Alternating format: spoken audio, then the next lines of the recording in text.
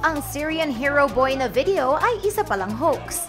Nang pinanood namin ang Syrian Hero Boy na video noong isang linggo, napabilib kami, kasama ang 3.8 million viewers na naniwalang ang video ay tunay na footage mula sa conflict sa Syria.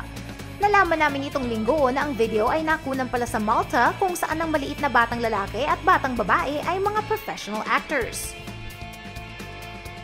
Dinirect ni Lars Klevberg ang independent film kasama ang Norwegian film crew na nakakuha ng funding mula sa Norwegian Film Institute at Arts Council ng Norway. Sa isang press release, sinabi ni Klevberg na ang motivation sa likod ng production at internet release ng pelikula ay para magkaroon ng debate at aksyon para sa mga inosenteng bata sa buong mundo na apektado ng giyera. Nagkaroon nga ng debate, pero para sa motivation ng film crew at hindi dahil sa mga inosenteng bata sa mga war zones. Ayon sa Human Rights Watch advisor na si Fred Abrams, dahil kay Klevberg at sa kanyang crew ay pinagdududahan ngayon ng mga tao ang mga videos at litrato ng mga tunay na pangyayari mula sa Syrian War. Ang set na ginamit nila ay ginamit din sa mga big budget movies na gaya ng Troy at Gladiator.